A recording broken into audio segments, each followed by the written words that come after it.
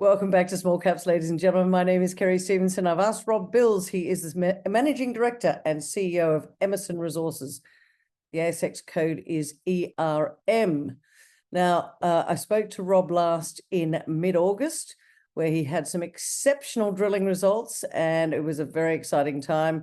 I wanted to get an update from Rob and ask him about the latest drilling. But before we do, let's welcome him back. Rob, great to see you. Before we get stuck into all of that, for those that might not know who Emmerson are, just give us a brief overview of who are Emmerson Resources. Well, good morning, Kerry. Yes, look, Emmerson Resources, we are the key or major player in the Tennant Creek mineral field in the Northern Territory.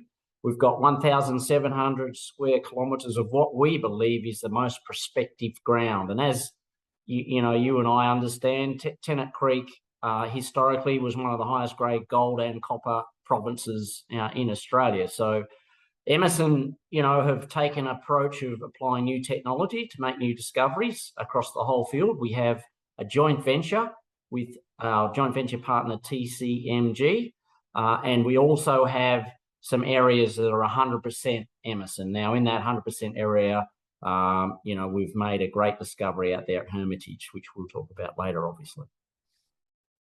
Well, yes, we will talk about Hermitage and some other things. But before we do, Rob, people may not have seen it, but copper really is, if we just talk the big picture on copper, it's just had a bit of a jump in price. We just do not have enough supply.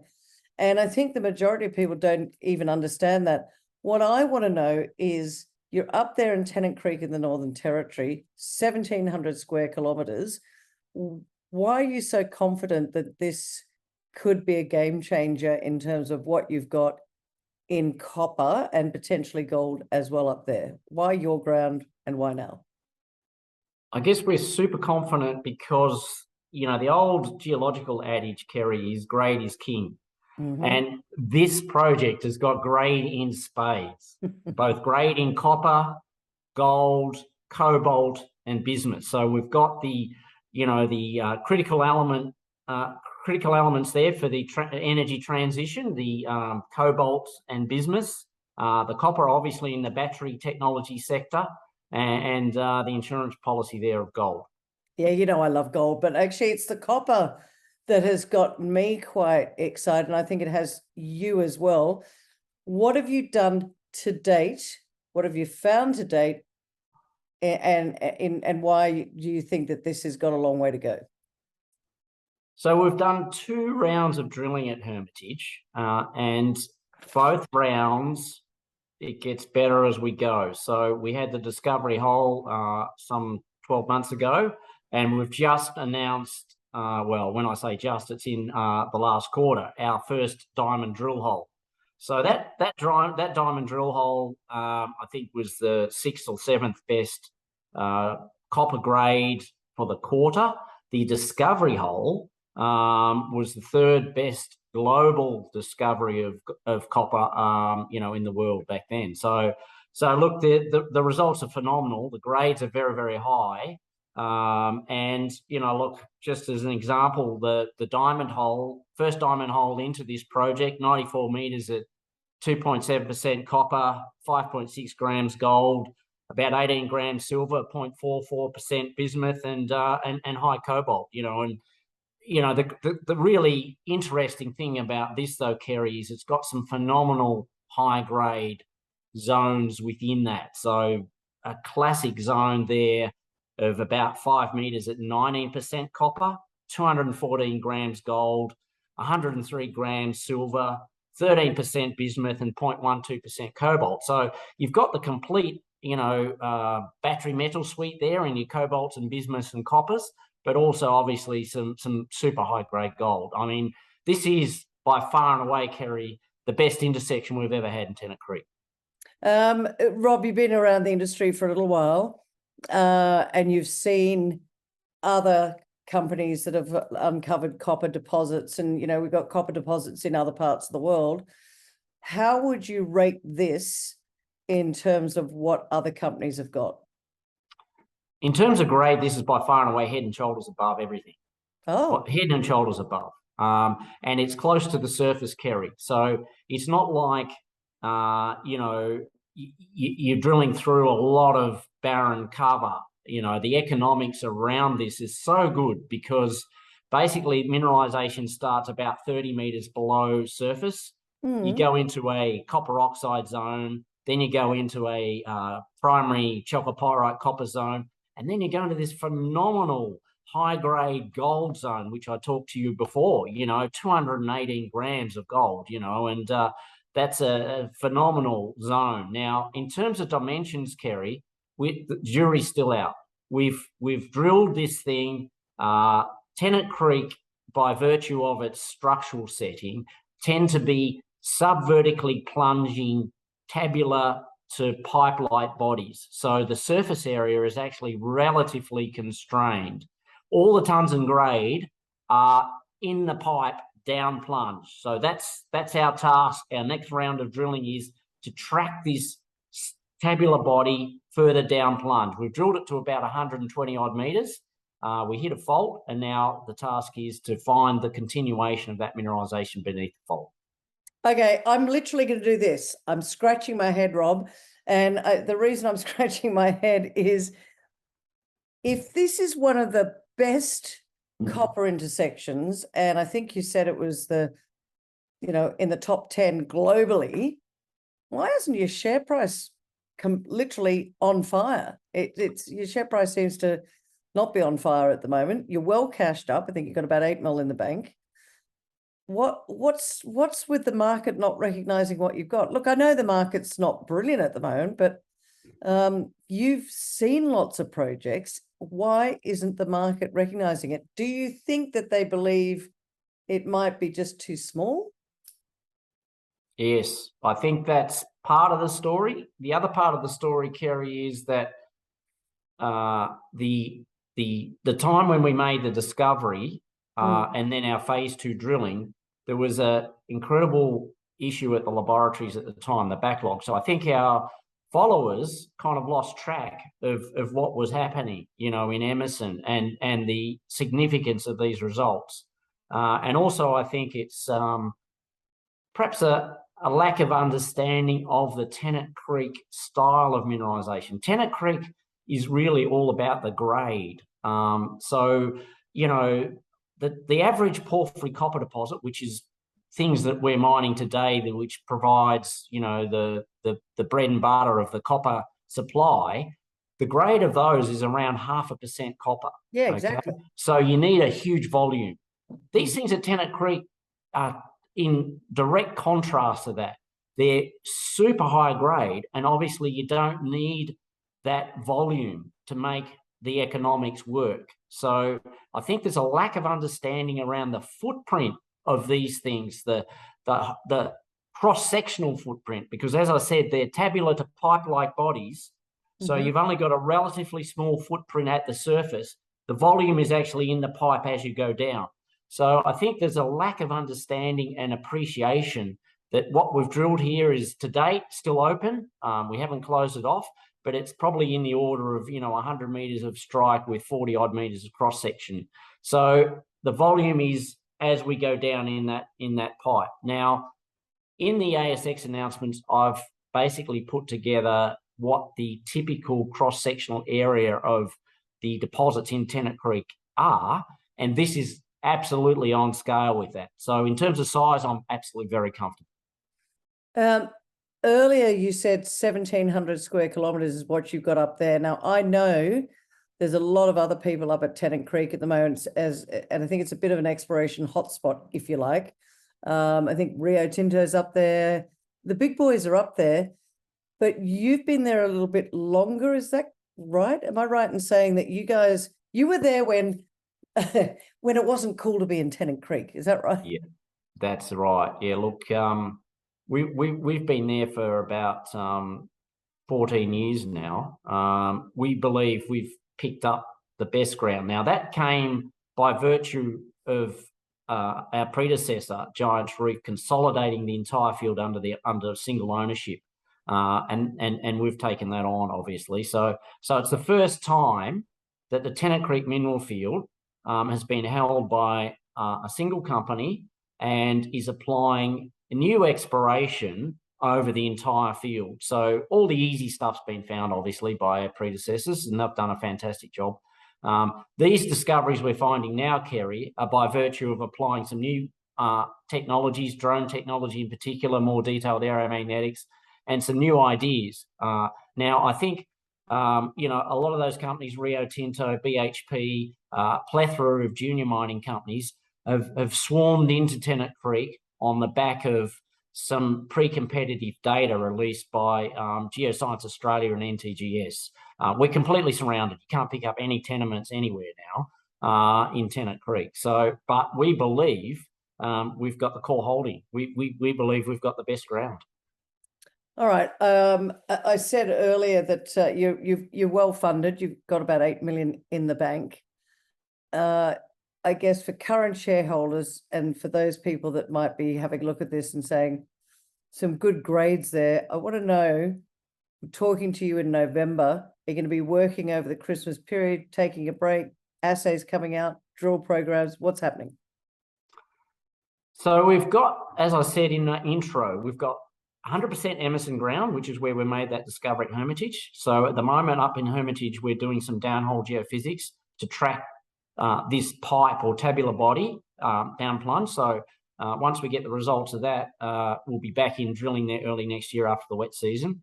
I've just come back from a joint venture meeting up there, and Tennant Creek is buzzing. Tennant Creek is on fire. Yep. So there's so much going on, not only for our joint venture partner, TCMG, in terms of re-establishing a mill out there, but also from a number of these other players in the district. There's drill rigs, there's all sorts of stuff happening. So there's lots and lots of stuff going on. So in terms of Emmerson, we've just finished 4,500 metres of drilling out at an area called Golden 40, and that's within the joint venture area. So funded by our joint venture partner, managed and operated by Emmerson. Now, that 4,500 metres, Kerry, we finished post the end of the quarter. It was an RC and diamond program. The RC samples have gone off to the laboratory, so we should start seeing those in December. The diamond part of the program still being processed, so you probably won't see those until early next year. But look, a super exciting program. I mean, the Golden 40 mine had a head grade of about 12 grams per tonne, and was operated by ADL back in the day. Now, what we've done is come in and had a fresh look at it, and the mineralisation is not very deep. It's down at about 150 odd metres, goes up to about probably 50, 60 metres below the surface. So the idea is that this drill program will hopefully convert the historic resources into a JORC resource, and also extensions. We're drilling for extensions to that using some new technology. The mine didn't run out of ore, Kerry. It didn't run out of ore when it was That's what I wanted to ask you. Yeah. So basically it closed in the 80s because the ground conditions deteriorated to the point where the shaft collapsed. But our conceptual model suggests that this rate of mineralisation is very economic for an open pit. So it's not necessarily going to be an underground one. And based on what we've drilled, I'm super excited because the host to the mineralisation is what I call the ironstone, which is magnetite and hematite, not to get too technical, but we've drilled lots of that in this drill program. So that's the host to the gold. Obviously, a great sign that we're drilling the right sort of rocks. It's now down to how much gold have these rocks got in them. And we won't know that, obviously, until the assay results come back. Just for those that don't know, so this is a joint venture. You manage it, you operate it. Yeah. But you don't have to fund it. Is that correct? That's correct. Yeah. So our joint venture partner TCMG fund it. So they're earning in. And the way the JV works is, Kerry, they don't earn any interest until they complete their earning, which is $10.5 million. So they don't, titles to the tenements or anything don't transfer until the earning is completely finished. So we're the managers and operators until that occurs. We drive the exploration, and then once we convert these discoveries into mines, it flips into what we then call a mining joint venture. That's when they get to operate, okay? So they put together the JORC resource, the mine plan, the metallurgy, they mine and process it, and we could get a 6% gold production royalty. I want to know why you did this in the way that you've done it, and give us the flavor of why that is a good outcome for shareholders in the future. So the first and foremost is there's an element, a big element of funding and risk when you go from discovery to mining. And you would have seen this, that most of the corporate failures actually happen when companies make a discovery and they try and bring it into production. It's a totally different skill set, Kerry. Mm. Lots of things can go wrong, and that's the highest risk part. So, and you need deep pockets. You need to go out and fund the mill, fund the studies, fund the mining. So little old Emmerson would have to go out with cap in hand and try and raise a bucket load of money to do this, and it's very risky. Yep. So we took the view that the best model is a royalty model, and royalties haven't got a hell of a lot of traction in Australia, but over in North America, they're a huge thing. Massive. Because they're low risk, and pension funds invest in royalty companies. Mm. So basically we said, okay, so in order to, to harvest the value in the mining, let's not take the risk. Let's just take the royalty. And a 6% gold production royalty is probably one of the highest royalties in the world. The typical royalty companies, the Franco-Nevadas of the world, are around 1 to 2%. So 6% gold production royalty is a big value uplift. So we get 6% of anything that's produced, whether it makes money or not, doesn't care. Just it's a 6% royalty. But is that just on the gold, or is that across any commodity? Across everything. It's across everything. Yep. And just again to explain to our audience out there, who's your joint venture partner and why do they have deep pockets that they can de-risk this project so much? They're a private consortium, Tennant Consolidated Mining Group, bit of a mouthful, TCMG. Look, their expertise is mining and processing. So they've bought a second-hand mill which is in great condition. It's the old Como mill up in Queensland. So the plan is to re-establish that back down in Tennant Creek. Thank goodness they did that, because with this escalating costs and whatever else, the actual route to getting in production quickly is obviously through buying something that's already been made, been established. So the plan there is to bring that mill across to Tennant Creek, put it down at their project called Nobles Knob, which is just south of Tennant Creek town. Nobles Knob has got some tailings that they want to reprocess. So that's the base load feed for the mill. They've already, as I said, I've just come back from a joint venture meeting up there. The town's buzzing. I mean, they've, putting together all the infrastructure now in town in order to support rebuilding of that mill out at Nobles Knob. So there's lots and lots of stuff going on at the moment in terms of, getting everything prepared, ready to bring that mill over. I mentioned before, Rob, that there's talk about this massive divide between supply and demand, especially in the copper space. What are we? I know it's early days, and the mill's got to get up and running, and you've got to do a lot more, and you've got to get into JORC, et cetera, et cetera. But give us a bigger picture in an ideal world. When this joint venture, when you think that production might get underway, and can you fast track it at all? It is already on the fast track. I think, it is. yeah, because I think we all understand, that copper's in short demand, and I think gold will actually really go. I really do think we're in a great environment, and you want to be ready to go when it does. So I think, the big picture is, Kerry, that production starts next year. And first off, it starts with gold, the reprocessing of the Nobles Knob tails, and then obviously we've got 3 mines in the mining joint venture, so they're going through mining studies. So that's obviously TCMG are running those, and putting them in the mine schedule. So we've announced JORC Resources for Chariot, JORC Resources for Mauritania. We've also got some remnant ore out at Melbeck, and we hope that this Golden 40 drilling will tip that also into the mining joint venture. So obviously, the more projects we get in that mining joint venture, Kerry, the more of the royalty we get. So it's obviously in our interest to have this pipeline of discovery moving into joint venture and mines, because that means we get more and more royalties. Is that what you'll do for all of your projects, Rob? Is that the general strategy? Is get out there, discover. If you think you've got something pretty interesting, put it into the joint venture so it can then be raised up, resourced up, if you like, and then go into the joint venture. Is that the strategy? Well, it was a strategy until we discovered Hermitage, Kerry.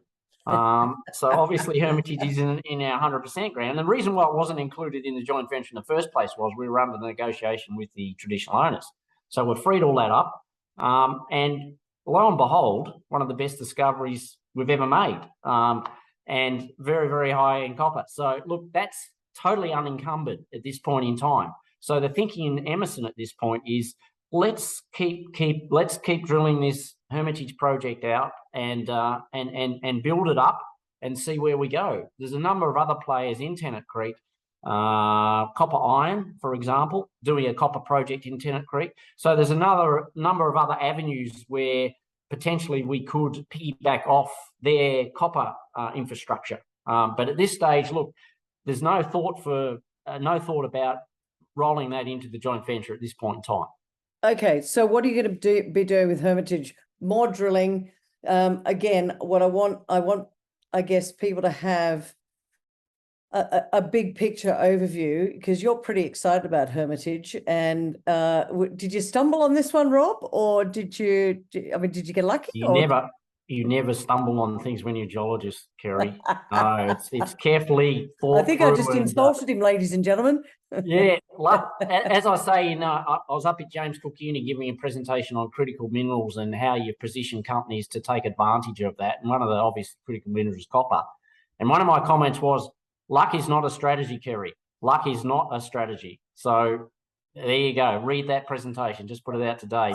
I did read the presentation, and I did see luck is not a strategy. I did see that. I'm just winding you up, Rob. Look, we've by virtue of being there for a while, Kerry, and my background with Western Mining and Olympic Dam, similar sort of style deposits, Olympic Dam and Tennant Creek, IOCGs for those that want a label for them.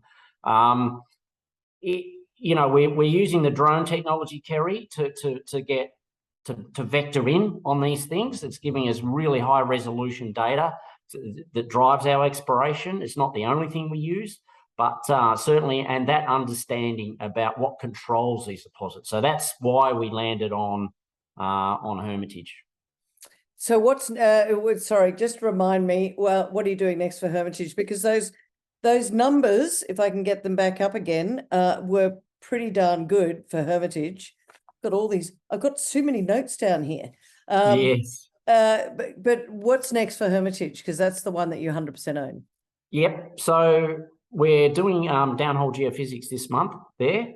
So what we're hoping to do is you put a mag probe down the drill holes, the diamond drill holes that we've finished, and obviously the host to the mineralization is magnetic. So when you put the probe down, you can actually work out where the rest of the downhole, where the rest of this tabular to pipe-like body is likely to be. So we're just doing that. We get those results back over the wet season, and then we gear up for our phase 3 drilling. Now, I should emphasise the deposit's open along strike, open down plunge, and we've found not just one, we've found a number of these to the north as well.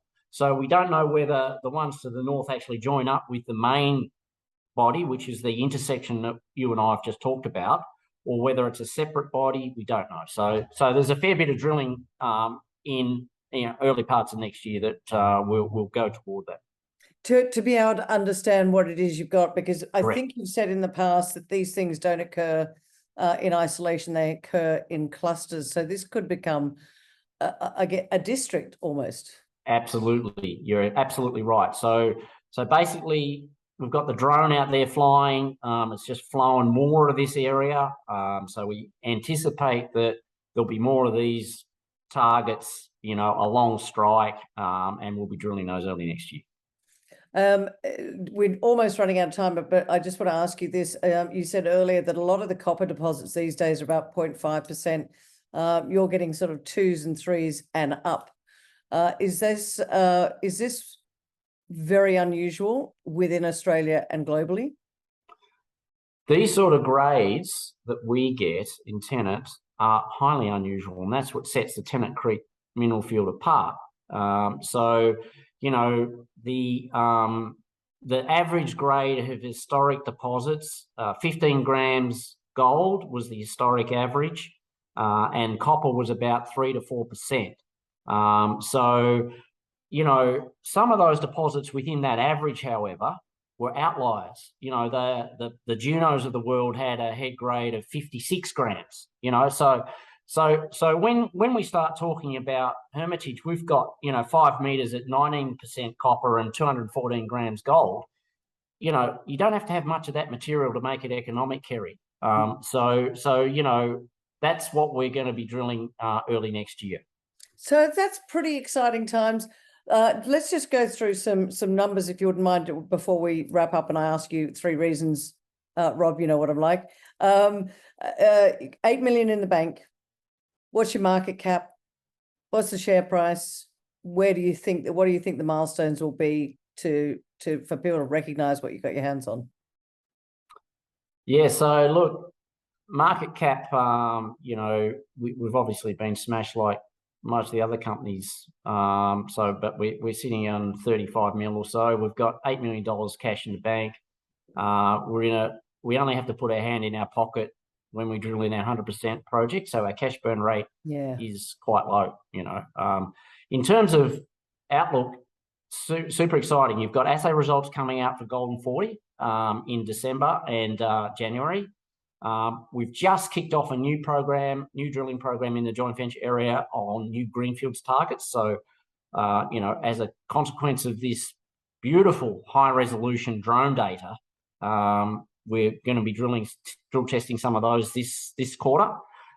Next quarter, obviously, after the wet season, back into Hermitage and doing that program there. When's the wet season end, Rob? Look, typically March, so March, April, but there's a couple of really nice projects that have got good access that we'll probably, even if it's wet, we could probably drill. So we're looking at a really big year next year, Kerry, both joint venture area, lots of these new greenfields targets starting to come through the pipeline, conversion of discoveries into the mining joint venture where we get our 6% gold production royalty, but also our 100% ground. So Hermitage, and we've got some more 100% ground, which we're flying the drone over. So I would anticipate that there'll be some new targets there in the 100% ground that we'll drill as well. Okay, so just to be very clear, ladies and gentlemen, it's almost like having 2 companies in one, in a way. You've got your 100%, which you're in charge of, but you're also in charge of the joint venture in a way, because you are the operators, you're the explorers, if you like, but the joint venture partner, they pay for all the costs. So your cash burn is quite low, if you like. You've got $8 million in there. I don't know. Look, again, I'll scratch my head. I don't understand why the market hasn't recognized, but maybe they will after this conversation, Rob, because the numbers don't lie, the percentages don't lie. And as you said earlier, you got into Tennant Creek very, very early. You got the ground that you wanted, 1,700 square kilometers, ladies and gentlemen. And for those of you that think, oh, that's too much for anyone to look after, well, they're using technology to make sure that they don't waste shareholder funds. And I know Rob, I've known Rob for quite some time. He is passionate about shareholder value. Rob, let's finish it up with 3 reasons why you think now is a great time for people to be sitting up and taking notice. I think we've told them, but let's tell them again. I think we have, and I keep coming back to, Kerry, that you can't pick the bottom of the market. You just cannot. So if you think there's value, get in there, and get set, because typically, the first lift in the market is the biggest one. So I'd say get set. I believe that copper plus the battery metals that we're drilling at Hermitage, they're the things to be in. Absolutely the things to be in. And obviously you and I are gold bugs as well. So throw in gold there for good measure. So look, I think you've got a really good pipeline there, both 100% Emmerson stuff and also stuff in the joint venture. We're well funded, so we won't have to go back to shareholders in the interim, or in the next year or two. So I think we're very well funded. We've got some great technology that we're using, and I think next year you'll start seeing the testing of some of these new targets that this technology has helped us pinpoint. So very, very exciting times for Emmerson. Yeah, and I'm going to finish it off by saying, it's clearly there. They keep finding it. It's open along strike and down. Would you say down plunge? Yeah.